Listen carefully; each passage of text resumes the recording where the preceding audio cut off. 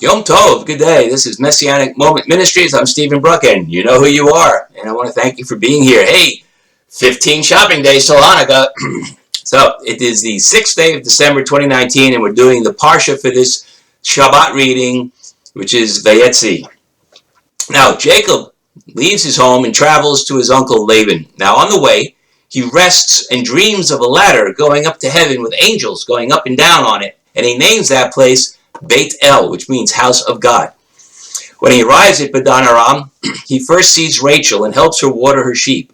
He's invited back to Laban's house, and after a month, Laban offers to pay him for his work. They make a deal that Jacob will work 7 years in exchange for Rachel. But when the time comes to marry her, Laban places Leah, her oldest sister, in the tent with Jacob. In the dark and her being veiled, Jacob can't see that he was tricked. Is this karma? And when he brings this to Laban's attention, Laban says it's customary to give the older away before the younger, but if Jacob works another 7 years, he can also have Rachel.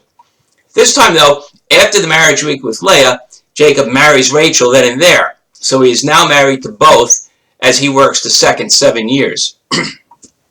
During this time, Jacob and Laban agree again about wages. This time, Jacob offers to take the less desirable goats and sheep. Those are the ones with speckles and stripes, which are born in Laban's flock. Now, although Laban changes the agreement several times, Jacob always manages to make sure that he has the healthiest and strongest animals in his flock, leaving all the weaker ones in Laban's flock. Well, Laban's sons conspire against Jacob, who hears of it, and he secretly leaves during the shearing celebration. Laban finds out about this. In the meantime, Rachel stole the household gods from her father's tent, and he chases after Jacob. But God tells Laban in a dream not to harm him.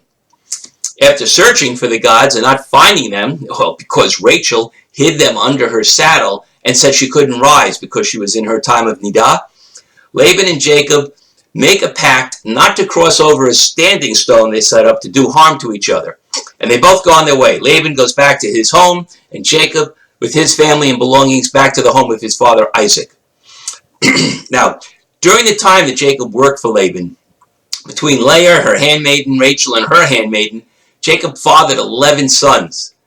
Benjamin was born on the way back to Canaan, but Rachel died during childbirth. That's in the next parsha.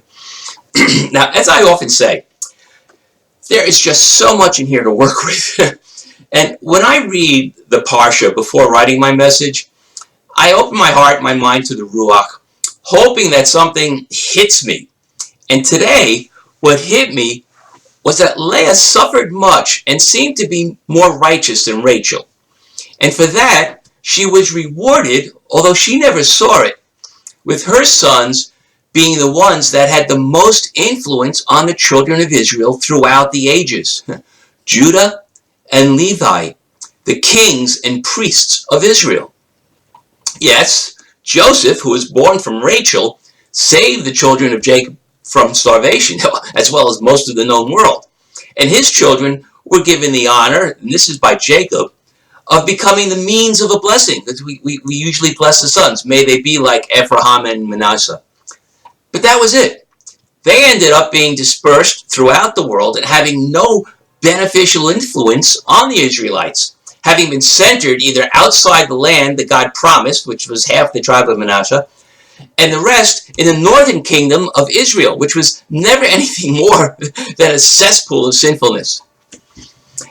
Leah was not loved by Jacob, nor was she as pretty as her sister. Yet she faithfully endured through this and was, in my opinion, humble and grateful before God. Leah named her sons Reuben, Reu, Ben, which means to see, a son. Shimon, which means hearing, which showing gratitude that God heard her. Levi, which is joining, thinking now that she has given Jacob 3 sons, he will be joined to her. And Yehuda, Judah, which means praise. Every son she bore she named in a manner that gave thanks to God.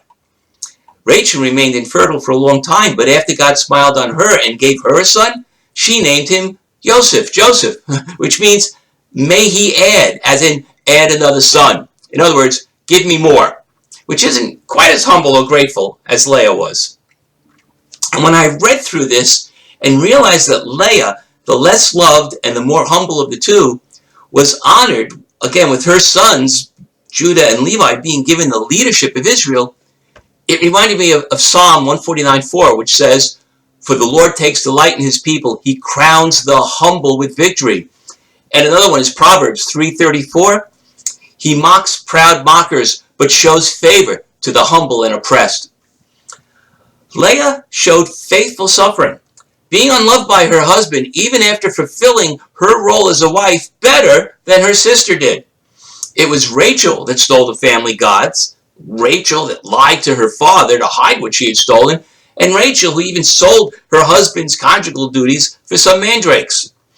Yet we don't read anything about Leah other than about her suffering as an unloved wife, not even living in the same tent as her husband.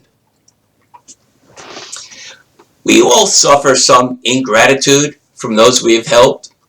We all sometimes suffer ungratefulness for the good things we have done. And we all feel unloved by someone we love at least once in our lives.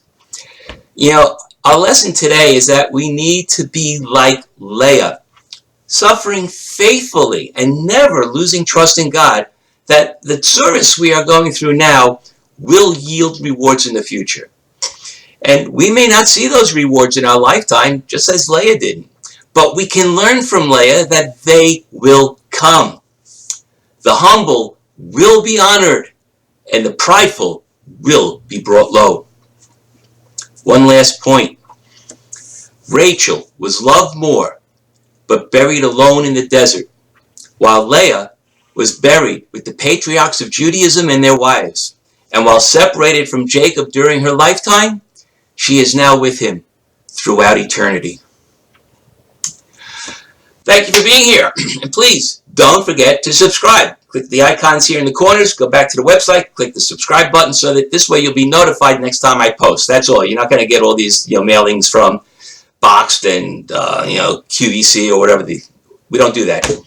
Also, I ask that you share this out with everyone you know. And check out my website, messianicmoment.com. Then, that's it for today. So, I wish you all, of course, Shabbat Shalom.